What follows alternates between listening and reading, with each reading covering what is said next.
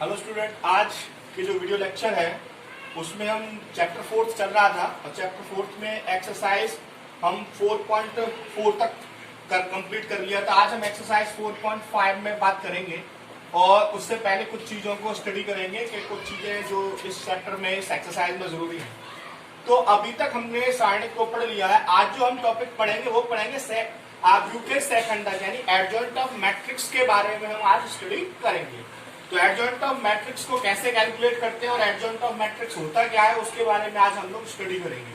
तो मान लीजिए एक मैट्रिक्स दे रखा है ए, मैं इसे लिख देता हूं A11, A12, A13, A21, A22, A23, A31, A32 और A33।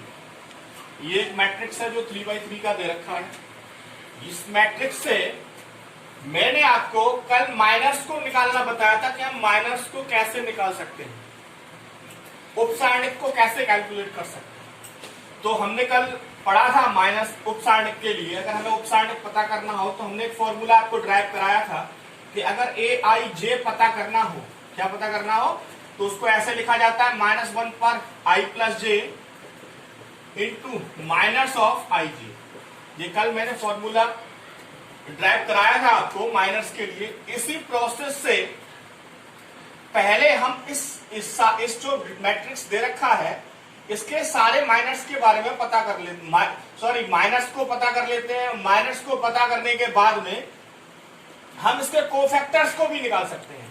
तो ये कोफैक्टर को निकालने का एक फॉर्मूला था कि हम इससे कोफैक्टर्स को निकाल सकते हैं, यानी माइनस कैलकुलेट करने के बाद इस फॉर्मूले से हम कोफैक्टर निकाल सकते हैं। तो आपको पता है इसमें कितने एलिमेंट है, इसमें 9 एलिमेंट है। जब इसमें 9 एलिमेंट है तो इसके कितने कोफैक्टर होंगे, इसके 9 ही कोफैक्टर होंगे। मैंने कल आपको बताया था इससे पहले वाले वीडियो लेक्चर में, जितने एलिमेंट होते हैं उसके उतने ही कोफैक्टर होते हैं।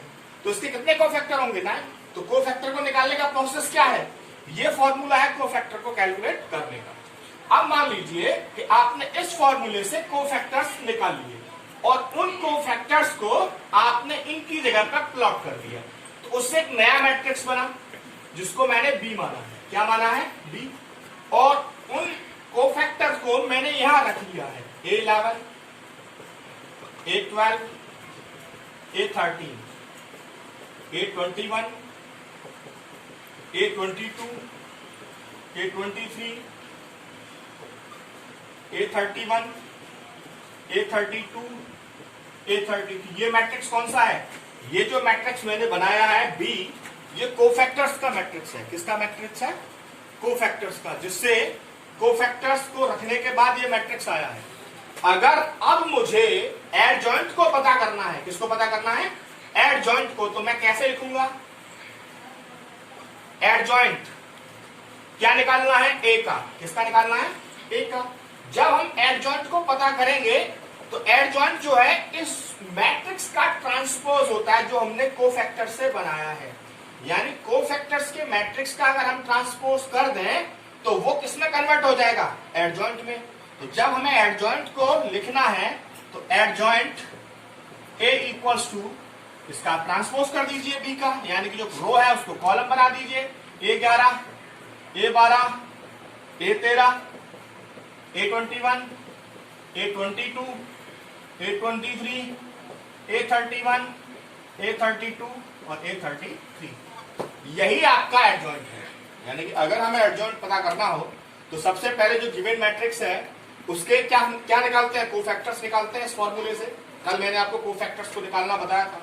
उसके बाद में हम लोग क्या कैलकुलेट करते हैं, वो जो कोफैक्टर आए हैं उनसे एक मैट्रिक्स बनाते हैं बी, और जब एडजॉइंट निकालते हैं तो उस बी का ट्रांसपोज कर देते हैं, जो रो है उनको कॉलम में कन्वर्ट कर दिया जाता है, तब वो एडजॉइंट आता है। ये एक प्रोसेस है एडजॉइंट को करने का, और मैं ये मानता हूं कि आप आसानी से इस एडजॉइंट को निकाल सकते हैं। तो मैं जरा इसमें एक एग्जाम्पल के तौर पर लेकर के चलता हूं, आप देखिएगा कि हाँ एडजॉइंट हम कैसे कैलकुलेट करते हैं। तो इसे नोट कर लीजिएगा, बुक में दे रखा है एनसीईआरटी में, ये 4.6 का टॉपिक फर्स्ट है। तो इस तरह से हम इसको कैलकुलेट कर सकते हैं। अब जरा इसका एक एग्जांपल देखते हैं जो क्वेश्चन भी है एक्सरसाइज का, तो मैं उसको यही अप्लाई करे दे रहा हूं जिससे कि आपको समझ में भी आ जाएगा और आप निकाल भी सकते हैं। देखते हैं जरा एग्जांपल से शुरुआत करते हैं। एडजॉइंट कैसे निकालते हैं। एक आब्यू दे रखा है ए 2 1 3 4, इसका मुझे एडजॉइंट कैलकुलेट करना है। आपको माइनस निकालना आता है, ठीक, तो आप उससे क्या निकाल सकते हैं, उससे हम कोफैक्टर निकाल सकते हैं। तो सबसे पहले कोफैक्टर निकालेंगे। पहला वाला एलिमेंट A11 होता है, तो A11 कोफैक्टर, इसका मतलब क्या है, -1 पर 1 + 1 इंटू -11, यही तो फॉर्मूला था, ठीक। तो जब -1 पर 1 + 1, इसका मतलब है -1 पर 2। कोफैक्टर ऑफ फर्स्ट रो को A11 का मतलब है फर्स्ट रो फर्स्ट कॉलम, यानी कि फर्स्ट रो और फर्स्ट कॉलम को छुपा देंगे तो कितना बच रहा है 4, ठीक। और इसका -1 का स्क्वायर +1 हो जाएगा, इसका इससे गुणा करेंगे कितना आएगा 4। A11 आ गया। A12 कैसे कैलकुलेट करेंगे, -1 पर 1 + 2 कोफैक्टर वो -12, तो -1 पर कितना हो जाएगा 3, और -12 का मतलब है फर्स्ट रो सेकंड कॉलम, ये फर्स्ट रो ये और सेकंड कॉलम ये, इसको मैंने छुपा दिया है। कितना बच रहा है 1, तो यहाँ कितना आएगा 1, -1 की पावर 3 है, तो -1 × 1, दैट मीन्स -1। फिर उसके बाद कितना आएगा A21, -1 पर 2 + 1 -21, तो -1 पर 3 हो गया, -21 यानी कि second row first column, second row first column, ये सेकंड रो है और ये फर्स्ट कॉलम मैंने छुपा दिया। कितना बच रहा है 3, तो इसको यहाँ नोट कर देंगे 3, और -1 का क्यूब, -1 × 3 यानी कि -3। अब मुझे A22 निकालना है। -1 पर 2 + 2 -20, तो A22, तो ये -1 पर 4 हो जाएगा, और 22 का मतलब क्या है, second row second column, second row second column छुपा दिया, कितना बच रहा है 2 बच रहा है, -1 की पावर 4, 1 × 2 दैट मीन्स 2, ठीक। अब हमें करना क्या है, वो जो मैंने अभी आपको डेरिवेशन कराया था उसमें मैंने आपको बताया था, फिर हम एक मैट्रिक्स बनाते हैं B, ये मैंने बना दिया, जिसमें किसकी वैल्यू रखनी होती है, A11 A12 A21 A22। आप निकाल चुके हो, ये आपने A11 का वैल्यू कहाँ है 4, A12 का वैल्यू कहाँ है -1, A21 का वैल्यू कहाँ है -3, A22 का वैल्यू कहाँ है 2। अब क्या निकालना है, हमें एडजॉइंट निकालना है। तो क्या लिखेंगे, एडजॉइंट A, क्या करेंगे B का ट्रांसपोज कर देंगे।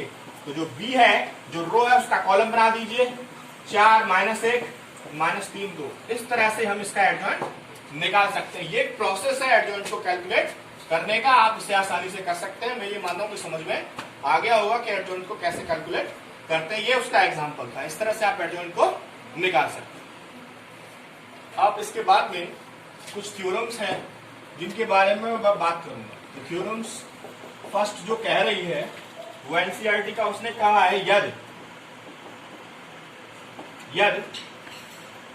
कैपिटल ए कोई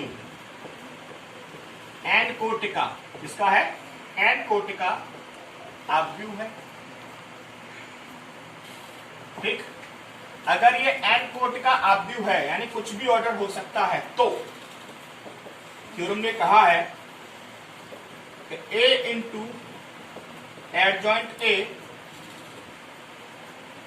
equals to adjoint A × A equals to होता है डिटर्मिनेंट्स ऑफ A × I, और I का क्या है, या I एक आइडेंटिटी तत्समक आव्यूह।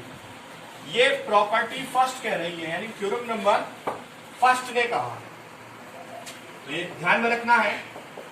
थ्योरम नंबर सेकंड ने क्या कहा है, थ्योरम नंबर सेकंड कह रही है यदि कैपिटल A तथा B दोनों समान कोटि के आव्यूह हैं, यानी समान एक कोटि के आव्यूह हैं, तो एक बात याद रखिएगा, AB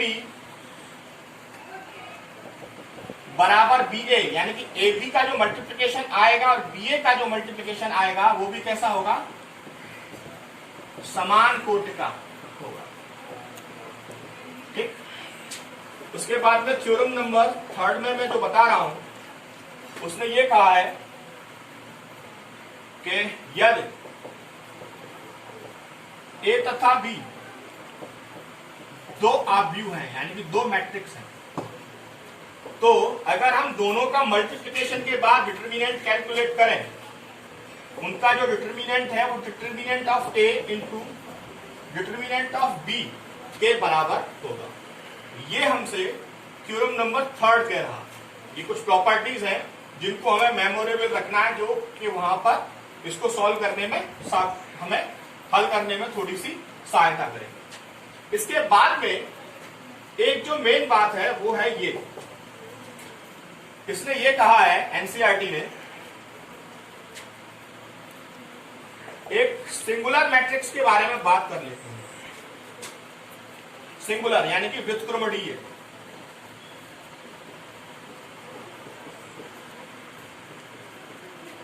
सिंगुलर का मतलब होता है व्युत्क्रमणीय। अगर कोई मैट्रिक्स सिंगुलर है तो इसका मतलब है उसका जो डिटर्मिनेंट है वो 0 है। यानी कि कोई भी मैट्रिक्स तभी सिंगुलर होता है जब उसकी जो डिटर्मिनेंट वैल्यू है वो 0 होती है। ठीक। इसके बाद में एक और बात, अगर नॉन सिंगुलर की बात करें, यानी कि नॉन सिंगुलर यानी व्युत्क्रमणीय, ये तो अव्युत्क्रमणीय होता है। क्या होता है? अव्युत्क्रमणीय। और ये होता है व्युत्क्रमणीय। ठीक। व्युत्क्रमणीय में क्या होता है?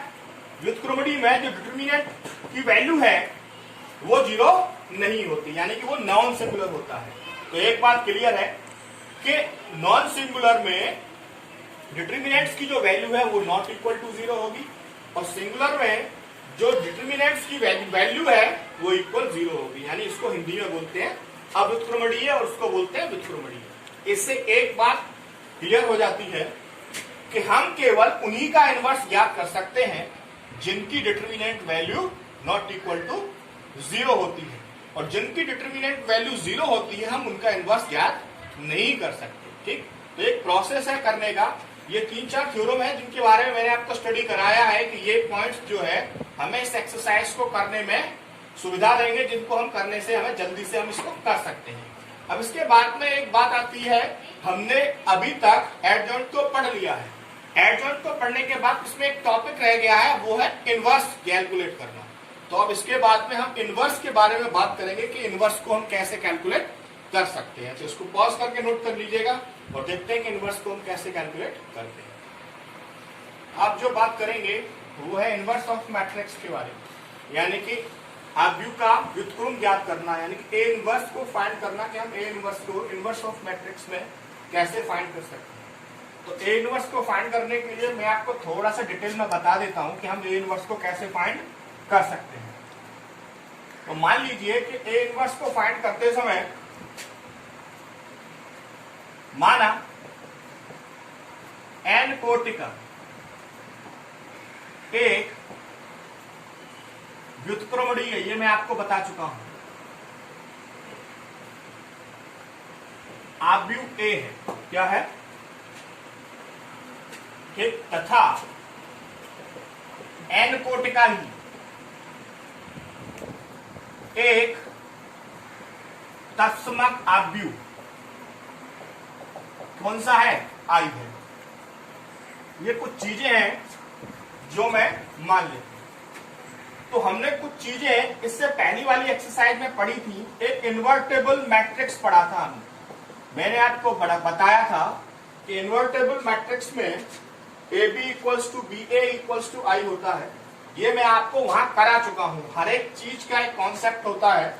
जो जो मैंने आपको बताया है उस सभी का कहीं ना कहीं एक दूसरे से रिलेशन है। तो इन्वर्टेबल मैट्रिक्स को मैट्रिक्स के अंदर पढ़ाया गया था, तो उसका यूज करके हम यहां पता कर सकते हैं कि ए इनवर्स को कैसे फाइंड किया जाता है। तो आप जरा ध्यान रखिएगा कि इन्वर्टेबल मैट्रिक्स को वहां पढ़ाया गया था। जब हम इसके बारे में यानी A B equals to B A equals to I होता है, तो इसका मतलब है कि A B equals to I है, जिसका मतलब क्या है, यानी कि अगर हम इसका डिटर्मिनेंट फाइंड करें तो ये इसके बराबर होगा। इसका मतलब क्या है? इसका मतलब ये है, अगर हम ऐसे फाइंड करें, ये किसके बराबर होगा? आई, क्योंकि आपको पता है डिटर्मिनेंट्स ऑफ आई हमेशा आई ही होता है। यानी कि अगर ये मैंने अभी प्रॉपर्टी आपको पढ़ाई थी, तो अगर हम determinants of A B find करें तो ये आई के डिटर्मिनेंट के बराबर होगा, जो कि आई के बराबर होता है। और अगर ए डिटर्मिनेंट ऑफ बी भी किसके बराबर होगा? आई के बराबर। ये हम लोग पढ़ चुके हैं। तो इसका मतलब है, अभी इससे पहले हमने एक प्रॉपर्टी और पढ़ी थी, जो थ्योरम नंबर फर्स्ट में मैंने आपको बताया था। वो क्या था? वो ये था A into adjoint A equals to adjoint A into A equals to determinant of A into I. ये मैं आपको अभी थ्योरम नंबर फर्स्ट में मैंने नोट कराया। आप इस डिटर्मिनेंट वैल्यू का इसमें डिवाइड कर दीजिए। तो ए, इसको कैसे लिखा जाएगा? 1 upon determinant of A adjoint A, इसका मैंने डिवाइड कर दिया। 1 upon determinant of A adjoint A equals to कितना बचेगा यहां? आई। ठीक, आप ये जानते हैं कि ए बी बराबर बी ए बराबर आई में ऊपर लिख चुका हूं, आया ना? लिख चुका हूं ना मैं। ए बी बराबर B A equals to I है। तो यानी कि आई की जगह पे क्या लिख सकते हैं? ए बी लिख सकते हैं हम। आई की जगह पे क्या लिख सकते हैं? ए बी को लिख सकते हैं। यानी कि ए 1 upon determinant of A into adjoint ए। तो ए बी की जगह, आई की जगह पे क्या आ जाएगा? A B. ठीक, एक साइड को लेकर एक टर्म को लिया है मैंने। ए से हम ए को कैंसिल आउट कर सकते हैं। ठीक है, तो क्या बचेगा? b इक्वल्स टू बचेगा 1 upon determinant of A adjoint A. Clear? अब बात आती है इन्वर्टेबल मैट्रिक्स की, जो हम मैट्रिक्स के अंदर पढ़ चुके हैं। मैंने वहां आपको इन्वर्टेबल मैट्रिक्स में पढ़ाया था कि b equals to A inverse होता है और a equals to B inverse होता है। ये मैंने आपको वहां इन्वर्टेबल मैट्रिक्स में नोट कराया है। यानी कि b equals to A inverse होता है और a इक्वल्स टू बी, यानी एक दूसरे के इनवर्स होते हैं इन्वर्टेबल मैट्रिक्स में। तो इस प्रॉपर्टी का हम लोग वहां यूज कर सकते हैं। यानी कि b की जगह पे क्या आ जाएगा? a inverse equals to 1 upon determinant of a into adjoint of a। इस तरह से हम, ये प्रूफ है ए इनवर्स को कैलकुलेट करने का। इस तरह से हम ए इनवर्स को फाइंड कर सकते हैं। और मैं ये मानता हूं कि आपको आसानी से समझ में आ गया होगा कि हम ए इनवर्स को कैसे फाइंड कर सकते हैं। तो ये एक प्रोसेस है ए इनवर्स को फाइंड करने का। बस बात यही, लॉजिक इतना है कि अगर हमें पिछली प्रॉपर्टीज पता है तो हम इसको फाइंड कर सकते हैं। मैंने आपको प्रूफ कर दिया, ये ए इनवर्स को फाइंड करने का एक तरीका है। यानी कि ये फॉर्मूला हम लोग ए इनवर्स में यूज करें। अब मैं इसको आगे बढ़ाते हैं, थोड़ा सा एक्सरसाइज में बात करते हैं कि एक्सरसाइज कैसे करनी। क्वेश्चन नंबर एक्सरसाइज का सेकंड लिया है। फर्स्ट का मैंने एग्जांपल के तौर पर करा दिया था, तो आप फर्स्ट को कर सकते हैं। 2/2 का है, ये 3/3 का है। एडजॉइंट फाइंड करना है। तो एडजॉइंट फाइंड करने का प्रोसेस मैंने आपको बताया था। सबसे पहले हम कोफैक्टर्स पता करते हैं। क्या पता करते हैं? कोफैक्टर्स। इसको इसलिए लिया गया है क्योंकि थोड़ा सा लेंथी है ये, और आप निकालना सीख जाएंगे। तो कोफैक्टर निकालते कैसे हैं, तो कोफैक्टर को समझिएगा। तो सबसे पहले हम A11 फाइंड करते हैं, क्योंकि A11 है। A11 को आपने पढ़ा था -1 पर 1 + 1 इंटू माइनस ऑफ A11। एक बार लिख रहा हूं, फिर नहीं लिखूंगा, फिर डायरेक्ट यूज करूंगा, क्योंकि आप ये बहुत पढ़ चुके हैं। तो -1 पर यहाँ 2 हो गया। ठीक है, और 2 के बाद में माइनस ऑफ 11 का मतलब है कि फर्स्ट रो को और फर्स्ट कॉलम को छोड़ दीजिए। 1 का मतलब होता है फर्स्ट रो फर्स्ट कॉलम छोड़ दीजिए। ये फर्स्ट रो हो गई। ठीक है, यानी कि ये फर्स्ट रो और ये फर्स्ट कॉलम मैंने छोड़ दिया। जो बचे हुए टर्म है उनको एक मैट्रिक्स की, एक डिटर्मिनेंट्स के अंदर लिख लीजिए। तो कितना बच रहा है? 3 0 5 1। ठीक, अब इसको आप सॉल्व आउट कर दीजिए। -1 का स्क्वायर तो +1 होता है, और इसका आप करेंगे 3 एकम 3, और इसका इससे करेंगे 0। कितना आएगा? 3 आएगा। ठीक, इसके बाद आपको कैसे करना है? फिर आपको 12 फाइंड करना है। क्या फाइंड करना है? -1 पर 1 + 2। ठीक, पूरा डिटेल में लिख रहा हूं एक क्वेश्चन को, जिससे कि आप औरों को लगा सकते हैं। और A11 का मतलब A12 का मतलब फर्स्ट रो को छोड़ दीजिए और सेकंड कॉलम को छोड़ दीजिए। ये फर्स्ट रो है और ये सेकंड कॉलम है, ये मैंने छुपा दिया। क्या क्या बच रहा है? 2 - 2 5 1। इसमें लिखेंगे 2 - 2 5 1। तो इसका जो वैल्यू करेंगे ये तो -1 ही आएगा, क्योंकि 3 हो गया, 3 का गुणा करेंगे तो -1 आएगा। इसका मैट्रिक्स सॉल्व करेंगे 2 एकम 2, 5 दूनी 10, माइनस का बीच में माइनस होता है तो प्लस हो जाएगा। 10 और 2 12, 12 का गुणा -1 से करेंगे -12 आएगा। इसके बाद A13 कैलकुलेट करना है। -1 पर 1 + 3, और आपको पता है क्या करना है, 1 3 यानी फर्स्ट रो को छोड़ दीजिए और थर्ड कॉलम को छोड़ दीजिए। ये मैंने छुपा दिया। क्या क्या बच रहा है? 2 - 2 3 0। इस मैट्रिक्स के अंदर लिख दीजिए 2 - 2 3 0। ये आपको पता है -1 का पावर 4 हो गया, 4 का स्क्वायर करेंगे प्लस का बनाएगा, और जब इसका मैट्रिक्स सॉल्व करेंगे इससे 0 3 दूनी 6, और 6 का गुणा 1 से करेंगे 6 ही आएगा। ठीक। इसके बाद में क्वेश्चन नंबर आप 821 कैलकुलेट करते हैं। -1 पर 2 + 1, सेकंड रो को फर्स्ट कॉलम को छोड़ दीजिए। ये मैट्रिक्स मैंने बना दिया, डिटरमिनेंट बना दिया, सेकंड रो को और फर्स्ट कॉलम को। सेकंड रो ये है, फर्स्ट कॉलम ये है, मैंने छोड़ दिया। क्या क्या बच रहा है? -1 0 2 1। यहां लिखेंगे -1 0 2 1। इसकी पावर हो गई 2 और 1 3। 3 का गुणा इसमें करेंगे तो माइनस ही आएगा। इसका डिटरमिनेंट सोल्व करिए। इसका इससे करेंगे -1, इसका इससे करेंगे 0, -1 का गुणा इससे करेंगे प्लस का बनाएंगे। अब इसके बाद 22 कैलकुलेट करेंगे, 2 + 2। ठीक। इसके बाद में सेकंड रो और सेकंड कॉलम को छोड़ दीजिए। ये सेकंड रो है और ये सेकंड कॉलम मैंने दबा दिया 1 - 2 और 2 1, 1 - 2 2 1।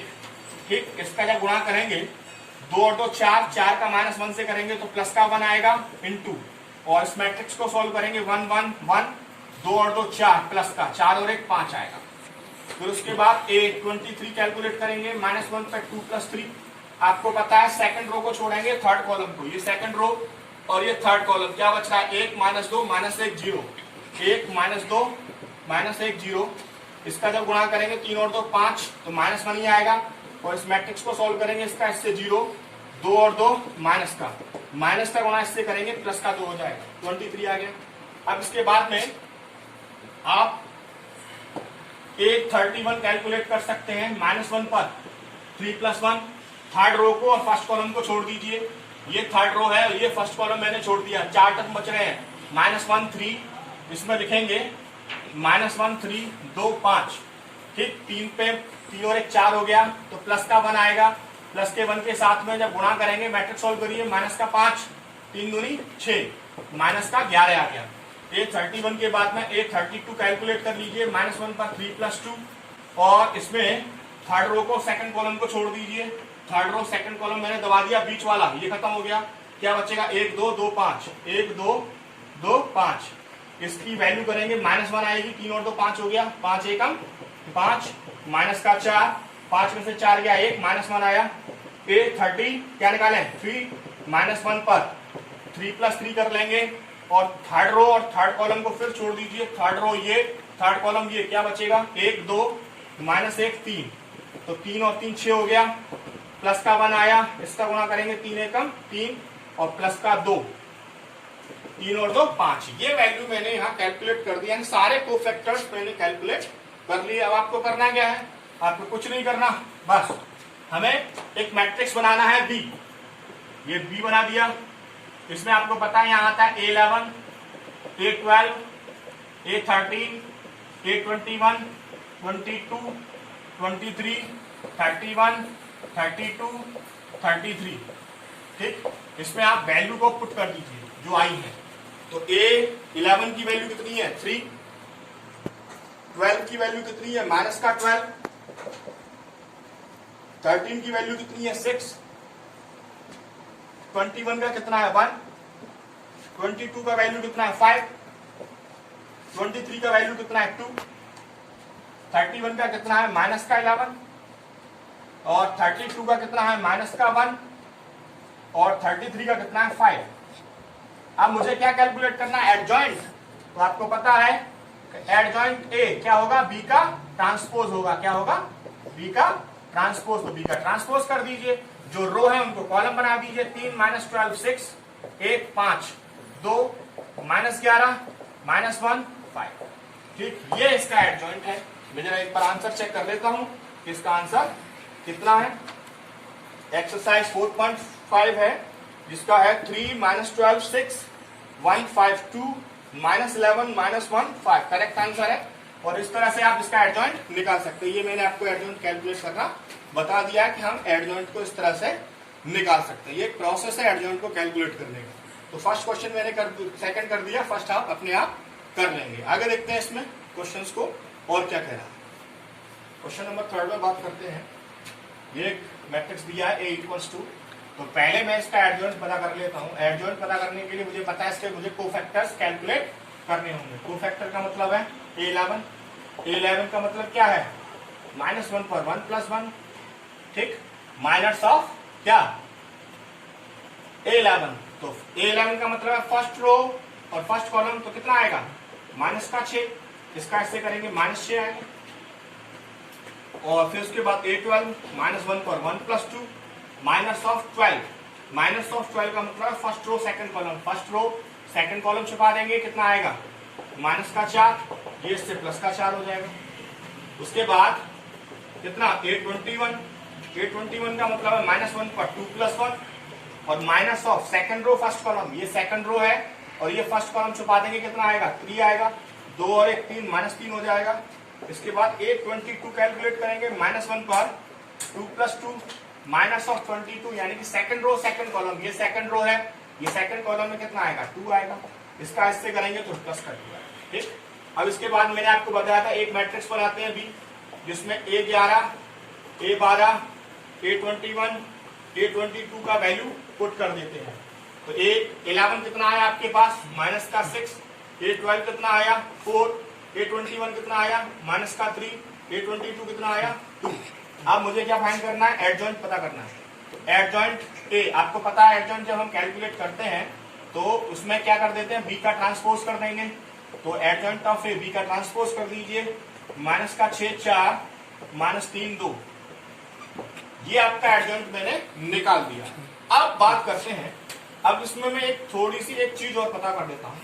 पहले मैं इसका डिटरमिनेंट और फाइंड कर देता हूं। डिटरमिनेंट का वैल्यू कितना है? 2 -4 3 -6 जो दे रखा है उसी का डिटरमिनेंट फाइंड करेंगे। जब इसका गुणा करेंगे 6 दूनी 12, इसका इससे करेंगे। ठीक, माइनस का बीच में माइनस आता, 4 किया 12, ये प्लस हो जाएगा। तो डिटरमिनेंट की वैल्यू कितनी आ गई? डिटरमिनेंट की जो वैल्यू है वो 0 आ गई। क्या आ गई है? 0। हमने एडजॉइंट पता कर लिया है, डिटरमिनेंट को पता कर लिया। अब इसने जो कहा है उसके बारे में बात करते हैं। इसने कहा है हमें ये प्रूफ करना है कि टू प्रूव दैट, हमें ये प्रूफ करना है क्या? A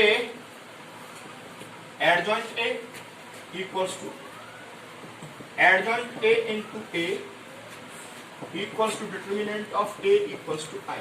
ये इक्वल आना into I, sorry into I, ये इक्वल होना चाहिए। तो पहले हम LHS को लेकर के चलते हैं। क्या कह रहा है? A into adjoint A। तो A का वैल्यू कितना है आपके पास? A का वैल्यू आपके पास ये 2 -4 3 -6। एडजॉइंट क्या है? एडजॉइंट आपके पास ये है, यहां वैल्यू रखिए 6 4 -3 2। अब इसका मल्टीप्लिकेशन फाइंड करिए। मल्टीप्लिकेशन का मतलब है फर्स्ट रो फर्स्ट कॉलम, इधर से चलेंगे और इस कॉलम में मल्टीप्लाई करेंगे। 6 दूनी 12 3 चौक 12। फिर फर्स्ट रो सेकंड कॉलम 3 दूनी 6 3 दूनी 6। फिर सेकंड रो फर्स्ट कॉलम 6 चौको 24 और 6 चौको 24। फिर उसके बाद में 4 तिया 12 और 6 दूनी 12। जैसे ही आप इसे करेंगे सॉल्व आउट, यहां 0 0 0 0 0 आएगा, यानी कि दैट मीन्स ठीक। अब इसके बाद आपको करना है क्या है? A into adjoint of A, ये आ गया आपका। इसका मतलब है अब हमें एक LHS दे रखा है, जो उसने फाइंड करवाया है। LHS क्या है? Adjoint of A dot A. Adjoint की वैल्यू आप निकाल चुके हैं। क्या है एडजॉइंट? ये है एडजॉइंट। -6 4 -3 2 और ए का वैल्यू कितना है? 2 -4 3 -6 मल्टीप्लाई कर दीजिए। जैसे ही आप मल्टीप्लाई करेंगे फर्स्ट रो फर्स्ट कॉलम 6 दूनी 12 3 चौक 12 6 तिया 18 माइनस का और 6 तिया 18। सेकेंड रो का करिए फर्स्ट रो में 4 दूनी 8 माइनस का 8, इसका करेंगे 4 तिया 12 6 दूनी, ये भी यही आएगा 0 0 0। ठीक, इसके बाद में अब हमें क्या फाइंड करना है? A determinant of A into I को भी मैं फाइंड कर देता हूं। डिटर्मिनेंट की वैल्यू कितनी है? 0 और आई का तो आपको पता ही है 1 0 0 1। इसका वहां करेंगे क्या आएगा? 0 आएगा। तो इसका मतलब है, यानी जो कंडीशन दी है A into adjoint of A equals to adjoint of A into A equals to determinant of I, ये इक्वल है। यही हमें प्रूफ करना था, जो मैंने इसमें कर दिया है। इस तरह से हम इसको फाइंड कर सकते हैं।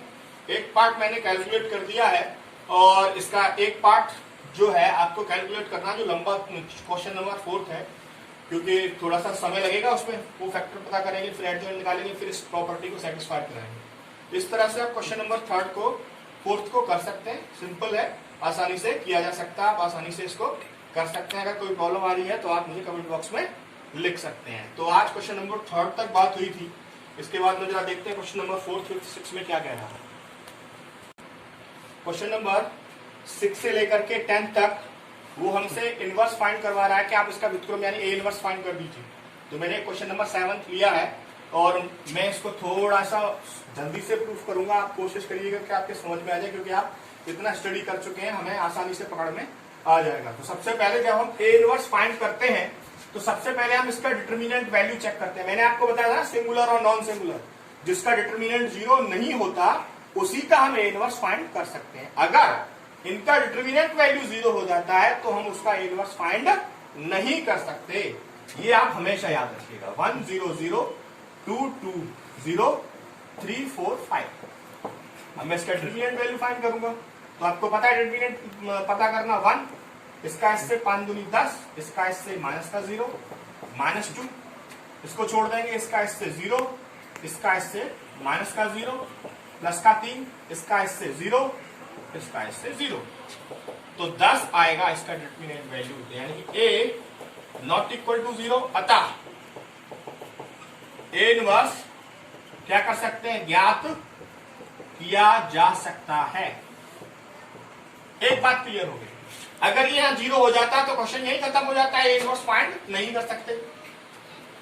ए इनवर्स को फाइंड करने के लिए आपको अब करना क्या है? सबसे पहले कोफैक्टर पता करने हैं A11। अब कोफैक्टर के लिए मैं वो वाला तरीका नहीं लिखूंगा जिसमें मैट्रिक्स बना करके मैंने पॉइंट लिखे थे। अब मैं थोड़ा सा इसको स्पीडली डायरेक्ट करूंगा, ठीक है?